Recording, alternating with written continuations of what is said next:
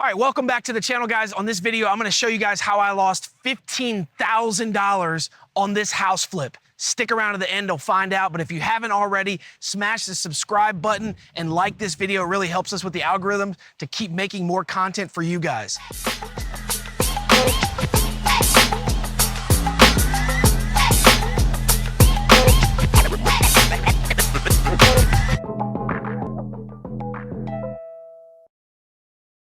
All right, that being said, just wait a few minutes. I'm gonna talk about how we lost money on this house. But the first thing I wanna do is go through and show you guys the house. It's completely done. It's been on the market for a little while. It's sold, it's closing in just a couple days. This is our last couple walkthroughs before we sell the property. And I just wanted to show you guys what we did to the house, why we did the house, and then we'll talk about how we lost money at the end. Come on in, let's take a look. All right, walking in the house. Couple things that we did. This was like an opening, looking back on it, some regrets that we have. This was a large cased opening that went into like a bonus room or a large dining room. We actually closed it off and made it a bedroom. So we turned this from a 3-bedroom to a 4-bedroom, which normally is really, really good. But a lot of the feedback that we got on the first initial showings was, living room feels too small. It's too tight in here, right? We should have blasted a case opening right here into the kitchen dining area. But really, we were trying to get in and out of here with the least amount of possible money, right? But it still looks great, right? So new crown molding, new baseboards. We trimmed out the windows, a light knockdown on the ceilings, right? New ceiling fans. All right, new HVAC registers, okay? Don't go cheap. Don't be spray painting them. Go get you some $11 HVAC registers. And then new can lights, okay? So we did the absolute most you could do with this small space. Beautiful paint, that repose gray, the snowbound trim, the light knockdown, everything new, okay? Tight, but new. Come on, let's keep moving.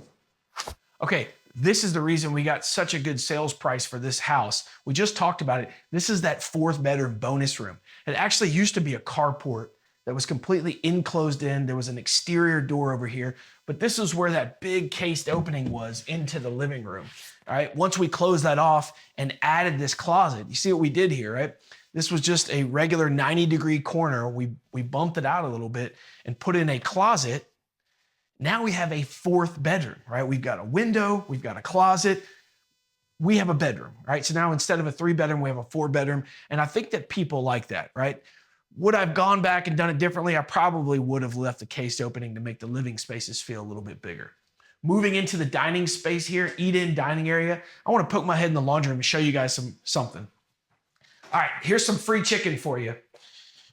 Always leave the paint. You guys have heard me talk about this. Always leave the paint behind, right? Now, if there's sealed buckets that haven't been used, leapfrog those to the next flip. But we always leave the touch-up paint behind for the doors, the trim, the walls, everything. That way the owners can have that stuff and they know they feel good. Like, hey, even if we move in and bump up the paint, we don't have to worry about buyers also calling you saying, hey, what was that paint color? New washer box, show them the washer box. Remember, we talk about this all the time. New rough-in washer boxes. Simple, cheap, affordable, whatever your word is, but massive, massive bang for your buck, especially if you're the kind of house flipper that's just doing carpet and paint and cleaning up with some fixtures. Put a new washer box in there. All it is a little sheetrock touch-up afterwards. Okay, we actually kept the cabinetry in these kitchens. All right, these are solid wood cabinets that go all the way to the ceiling. The previous owner had put those in and we're like, you know what? We can't throw these out and put cheaper ones in. So we actually painted them. We put some gold knobs on them. We did a reverse palette color where this beautiful light kind of sage green with the gold knobs and the white uppers. Here's something else that we do. We always add appliances, including the fridge. A lot of real estate investors and house flippers, they don't put a fridge in there. They use excuses like, oh, well, it allows people to go pick their own fridge, or a lot of people bring their fridges from their previous houses. Look, we're doing everything new in these houses. We're giving someone in this price range of $250,000 a brand new home. What I have found after flipping hundreds of houses is that if a person at an entry-level home purchase, first-time home buyer, 250 below, 299 below, you're going to usually need closing costs, right? They're going to ask you for help them with the closing costs. If they need help buying a first-time home and buying it, do you think they have a couple grand to go out and buy a brand new fridge every time? No. So we just take care of that. We stick one in every single flip because people need them, right? And it just takes a decision off the plate. If you're barely able to afford a home and you go look at it and you're going to have to buy a fridge, or you go look at another one that already has a fridge, people tend to make the connection with the fridge house. All right. Don't love this area. This was like left over from the cabinetry, but here's just an idea of something that we did. This was like a little built-in spot, and we bought a little microwave and stuck it there because we didn't want to cut down the cabinets to be able to fit the over-the-range microwave in here like we've done previously. So we replaced the hood vent and we added a little small, what I call a placeholder microwave. Yeah, you can use it if you want and it works. And if you're, a single person that buys this house, or, an active young professional that really doesn't do a lot of cooking at home, this will work just fine. If you want, you can always change it out for a bigger one that suits the needs of your family. All right, bedrooms are all kind of similar. They're all the same, right? New windows, new paint, new trim, light knockdown, new fixtures. Awesome little closet, nothing special.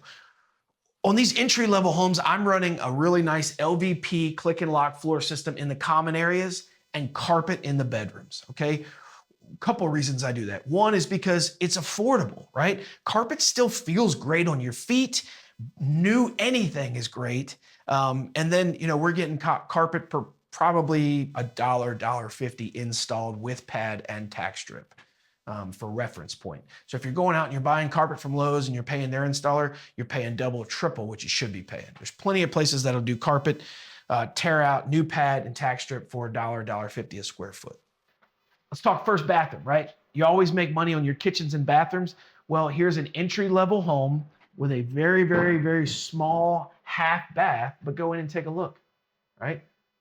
Really nice. I think it turned out great. Okay, we always want to add in these entry-level homes. We always want a tub for kids and dogs, right? We always need a tub in the hall bath, and I try to give the master a nice shower if possible, right? But we usually try not to do 2 showers or 2 tubs, one or the other, okay? Bedrooms all look the same. Hey, look, notice they sell these at Lowe's, guys. These are a little more upgraded than your 6-panel doors that you're getting in stock off Lowe's. They sell these in Lowe's. They're a little bit more expensive, but they give that little pizzazz, that little wow factor, okay? New trim, new doors. Here's some free chicken. We really love the dark, kind of matte black hardware on the white doors. It really pops, okay? There's nothing wrong with brushed nickel, but the black stuff is more modern than the oil rub bronze. And much nicer than the nickel. It just really gives that contrast on the light and dark. Okay, large owner's suite, all the same, except the bathroom. Remember we talked about the tub and the shower? Now you go a little bit crazy. And I know what you're thinking, no shower door, right? Beautiful tiled shower with no door. What are we gonna put a curtain there? Remember, you're a real estate investor. Everything is negotiable, okay? So leave the door off. If they have to have a door, we can negotiate that in the price. If not, they're going to take it just like that. Frameless shower glass door on a shower like that's going to cost me about $1,500, $1,700 bucks. I'll show you where we spent a lot of money. I mean, a lot of money. This beautiful screened-in porch leads out to what used to be an absolute jungle. I mean, horrible, like muddy, swamp, everything. We went in with all new French drains, sand, beautiful zoysia, and this gorgeous fenced-in yard. Now, this is the nicest yard in the entire neighborhood, hands down. Turned out spectacular. I'll put some pictures down here of what it used to look like. Horrible. Okay, so now let's talk about numbers. At the beginning of this video, I told you that we lost $15,000 on this house. How did that happen? Okay, well, it was appraisal issues. We knew this coming in, right? We pushed the sales price so high. So let's go back and look at the numbers. I bought this house for $90,000. We put $90,000 into the renovation. It was a horrible house. I mean, 20-year tenants that were just chain smoking in here, everything broken, leaks in the pipes, sitting in a swamp. The backyard alone cost me $15,000. So we ended up listing the house for $279,000. We had one price reduction because that's insane. This is a 1,100 square foot house. We had one price reduction, and we took an offer of $265,000 because it was such an extreme from the purchase price to the sales price. An FHA loan requires two appraisals. One that the lender pays for, that the buyer does, and one that I had to pay for out of pocket. Those appraisals both came in cumulatively around $255,000. So $10,000 less than our contract price. Plus the price reduction, looks like we're, made $15,000 less than we originally wanted to make on this house. So did we lose money? No, we didn't. We're still making about $50,000 on this house flip. Didn't take us very long, turned out great. Somebody's getting a brand new home. Everybody's happy. Remember, those appraisers, they're like the Wild West, man. There's nothing we can do about them. Even we got two appraisals. I kind of agree with the appraisers on this one. It was priced pretty high. We're still making great money.